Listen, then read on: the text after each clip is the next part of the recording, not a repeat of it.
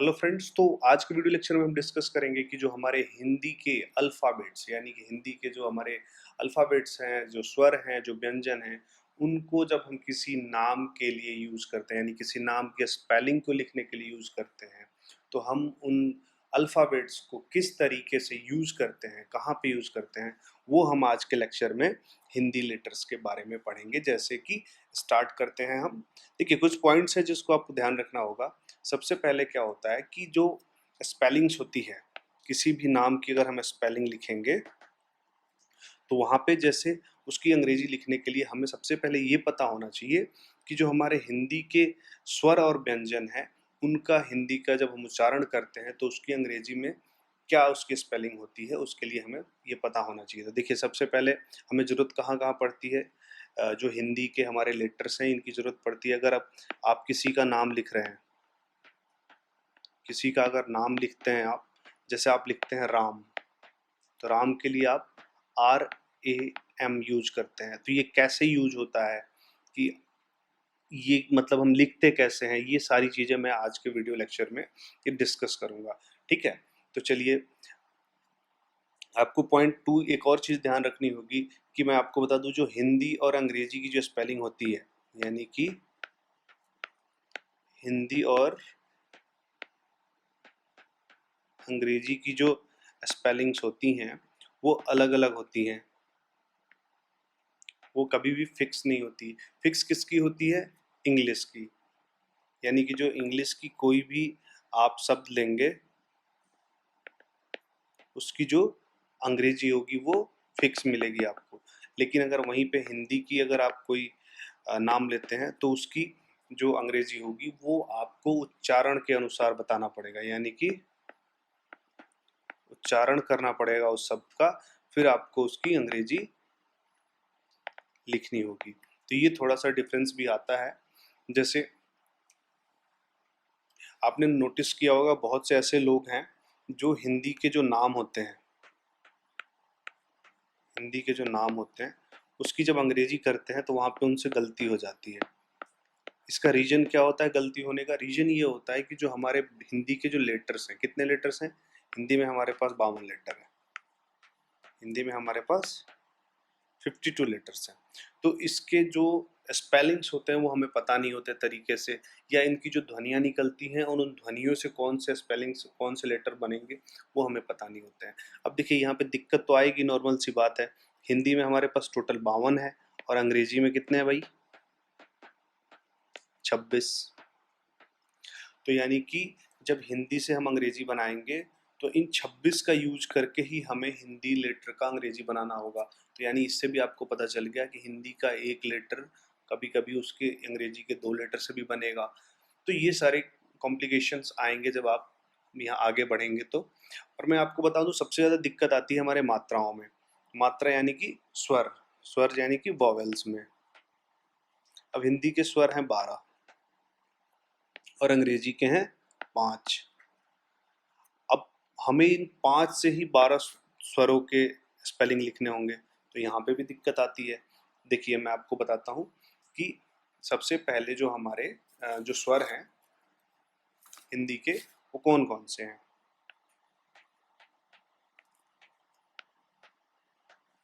हिंदी के जो वॉवेल्स हैं वो हैं हमारे अ, आ, ई, ई, उ, ऊ, ए,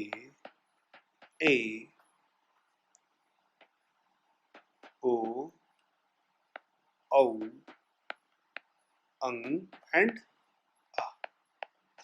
तो ये हमारे हिंदी के 12 स्वर हो गए। अब इन 12 स्वरों की हमें जो अंग्रेजी लिखनी होगी वो लिखनी होगी। अंग्रेजी के जो स्वर हैं ए, ई, आई, ओ, यू, इन 5 से ही हमें इन 12 के नाम, अगर ये कहीं भी इनका यूज हो गया किसी नाम के अंदर, तो इन पांचों से ही इन 12 को हमें स्पेलिंग बनाना होगा। तो थोड़ा यहाँ पे हमें दिक्कत आती है। अब चलिए, मैं आपको बताता हूँ कि अगर कहीं पे हिंदी का आ गया तो उसका उच्चारण करने के लिए अंग्रेजी का हमें ए अल्फ़ाबेट यानी कि ए का यूज करना पड़ेगा। वैसे ही अगर आ गया तो हम यहाँ पे ए का भी यूज कर सकते हैं और डबल ए का भी यूज कर सकते हैं। अब डबल ए का यूज कैसे करेंगे, जैसे मान लीजिए जैसे आम लिख दिया, तो आम के लिए आपको ए एम तो सेट नहीं बैठ रहा, तो ए डबल एम लिखना पड़ेगा आम।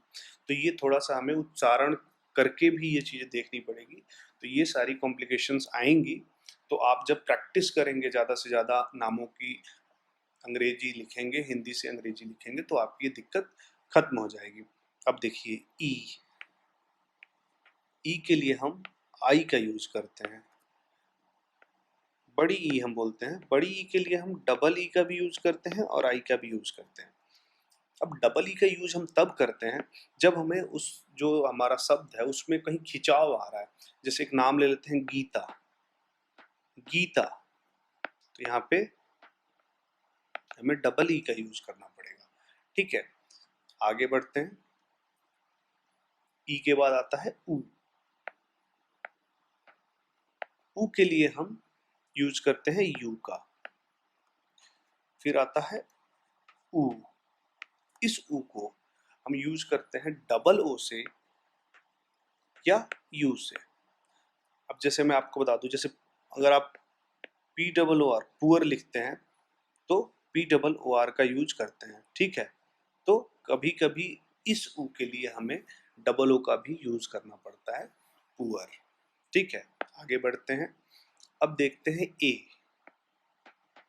ए का हम हिंदी से अंग्रेजी जब बनाते हैं तो हम इसके लिए यूज करते हैं ई का। यहाँ पे थोड़ी सी आपको कंफ्यूजन होगी, क्योंकि अंग्रेजी का ई जो होता है उसका उपयोग ए के लिए भी करते हैं और ए का यूज हम ई के लिए भी करते हैं। तो यहाँ पे आप कंफ्यूज मत होइएगा, ई जो है ये ए के लिए यूज होता है। ठीक है, अब आता है ए। इस ए का अगर उच्चारण आप करेंगे तो ये आएगा आई। ए और ई दोनों साथ में आता है, तो ये दो ध्वनियां लेके आता है, अ भी लेके आता है और ई भी लेके आता है। तो हम इसका यूज करते हैं ए और आई से। ये जब भी किसी नाम में आई आएगा तो ए आई के साथ आपको दो ध्वनियां लेके आएगा, तो वहां पे ए और आई का यूज हमें करना पड़ेगा हिंदी के स्वर के लिए। ठीक है, अब देखिए इसके बाद आता है ओ। ओ लेटर के लिए हम सिंपली ओ का यूज करते हैं। इसके बाद आता है औ।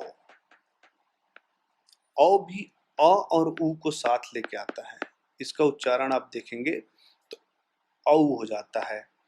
औ जब यूज होगा तो यहाँ पे दो ध्वनियां आ गई, अ और उ। और अ और उ के लिए हमें जो अंग्रेजी के स्वर को यूज करना होगा वो करना होगा ए यू, नहीं तो ओ यू।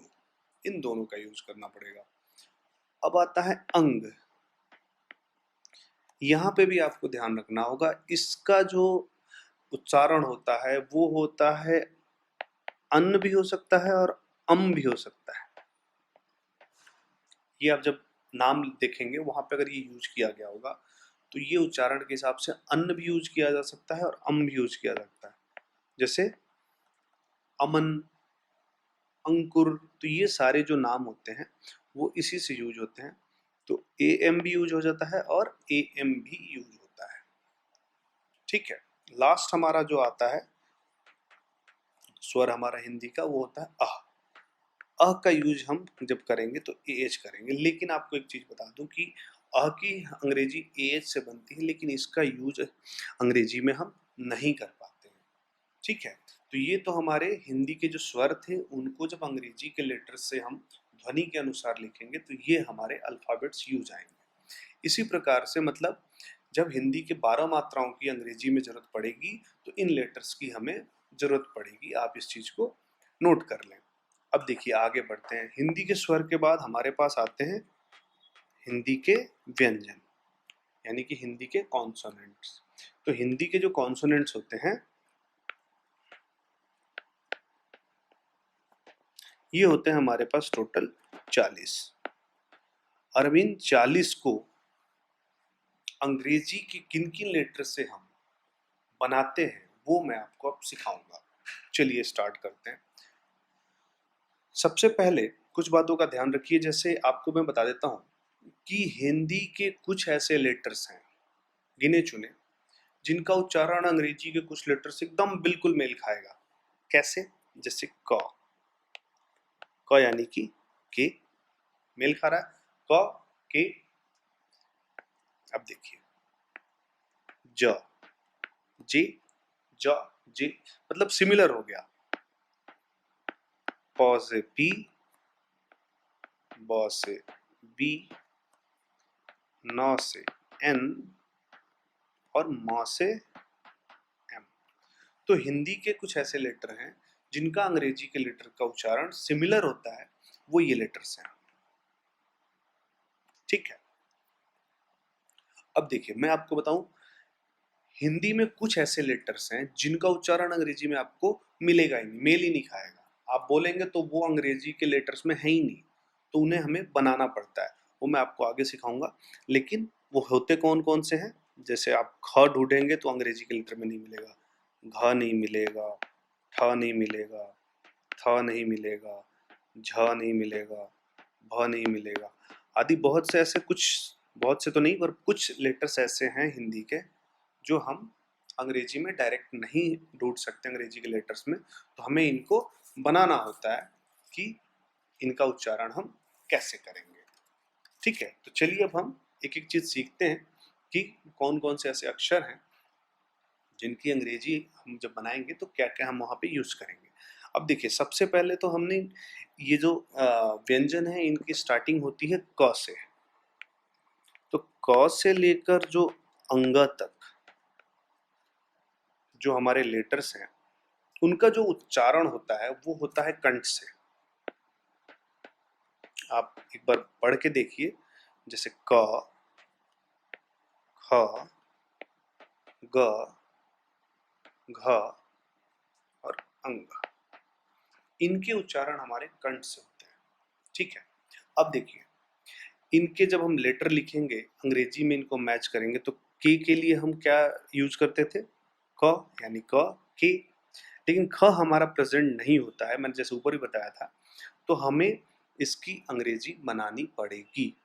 तो के एच यूज करते हैं, यानी कि जिसकी भी हमें अंग्रेजी बनानी पड़ेगी वहां पे हम एच यूज करेंगे। आप ये अभी मैं सब बताऊंगा उसमें आप देख लीजिएगा, जहां भी एच यूज हो गया आप ये समझ जाइएगा कि उसकी अंग्रेजी मैच नहीं कर रही थी। यानी कि अंग्रेजी के जो 21 व्यंजन थे वहां पे ये डायरेक्ट किसी भी लेटर से मैच नहीं कर रहे थे, तो हमें इस लेटर को, हिंदी के लेटर को बनाना पड़ा, तो एच यूज करना पड़ा। अब ग के लिए हम जी का यूज करते हैं, घ के लिए हमें जी और एच का यूज करना पड़ता है, और इसके लिए हम अंग के लिए एन का यूज करते हैं। आप चाहें तो इन सभी लेटर्स में ए पहले से लगा के रख सकते हैं, तो थोड़ा सा आपको इजी ये होगा कि जब भी आप नाम लिखेंगे तो वहां पे आसानी होगी। जैसे के लिए के कर लीजिए, के एच ए कर लीजिए, क्योंकि कोई भी लेटर है उसके साथ अ का यूज तो होता ही है। जी ए, जी एच ए और एन ए। अगर आप ए हटा देंगे तो इनका नॉर्मली जो उच्चारण होता है उसकी अंग्रेजी हो जाएगी। अब देखिए क के बाद अब जाते हैं च से य तक। च से य तक इसका जो उच्चारण होता है च से य तक का, आप देखिए तालु के आगे वाले हिस्से से हम उच्चारण करते हैं। कहां से करते हैं? तालु के आगे वाले हिस्से से। च, छ, ज, झ, य। आप बोल के देखेंगे तो आपको क्लियर हो जाएगा। च, छ, ज, झ और य। अब इन हिंदी के लेटर्स की अंग्रेजी कैसे बनेगी? च के लिए हम सी एच का यूज करते हैं, क्योंकि च भी हमारे पास अंग्रेजी के लेटर से सीधा मैच नहीं कर रहा कि च मतलब हम अंग्रेजी का कौन सा लेटर उठाएं।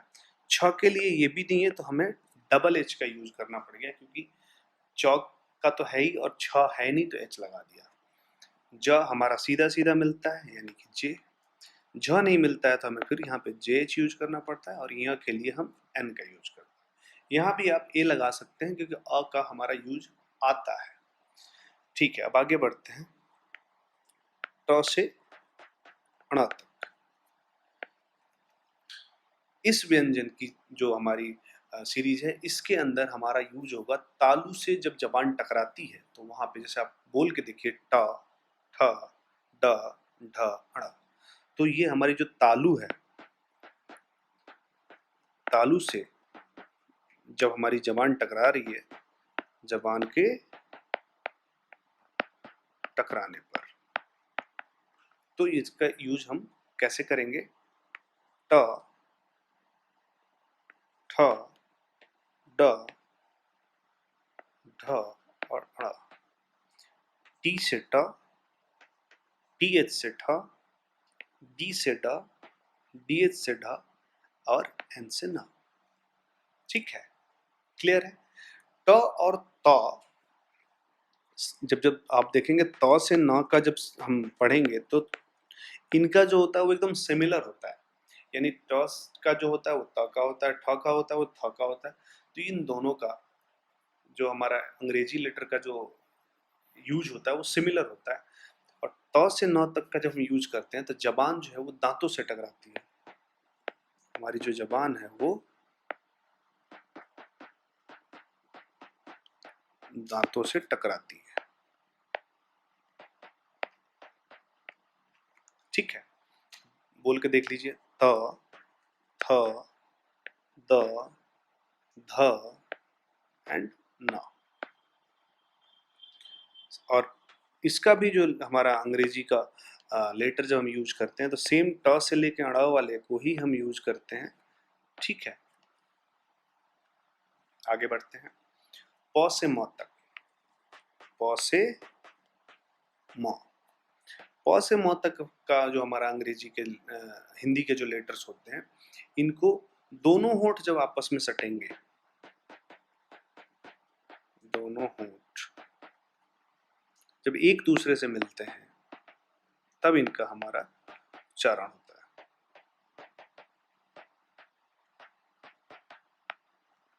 जैसे प, फ, ब, भ एंड म।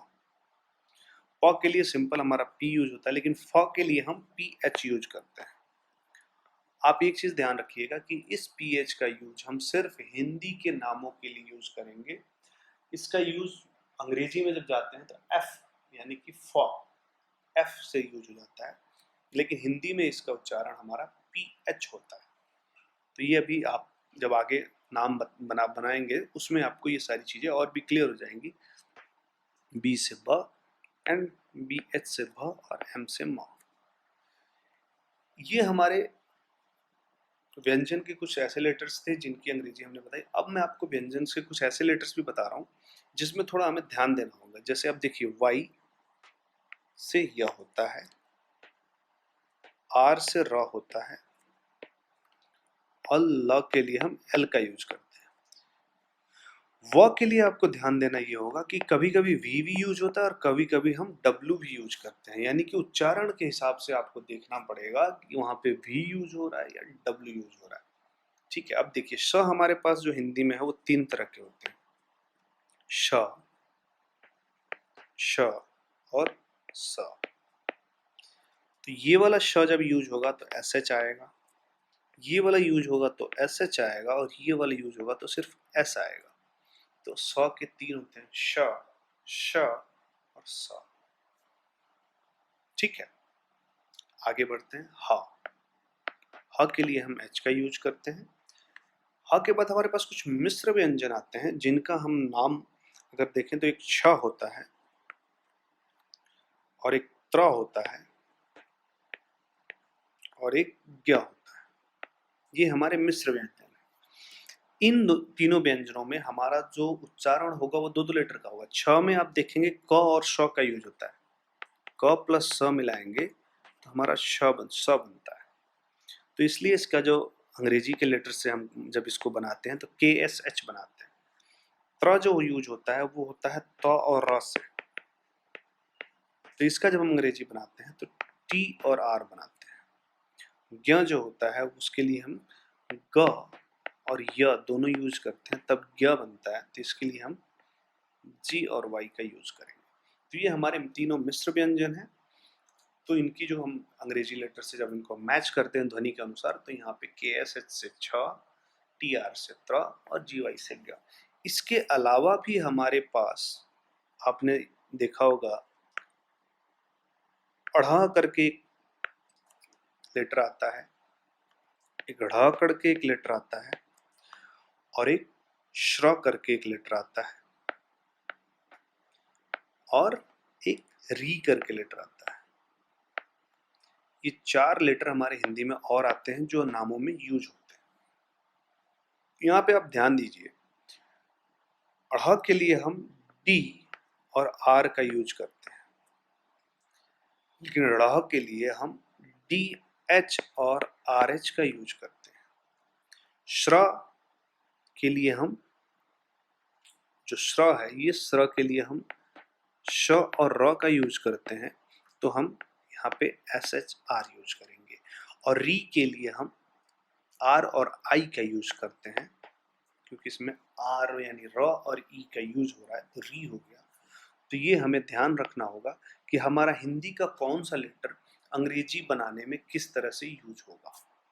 तो ये पूरे वीडियो लेक्चर में मैंने आपको ये बताया कि हिंदी के जो स्वर हैं और व्यंजन हैं, उनकी अंग्रेजी के किन लेटर से ध्वनि के अनुसार हम यूज करते हैं। जब नाम लिखेंगे तो हम उनको कैसे यूज करेंगे।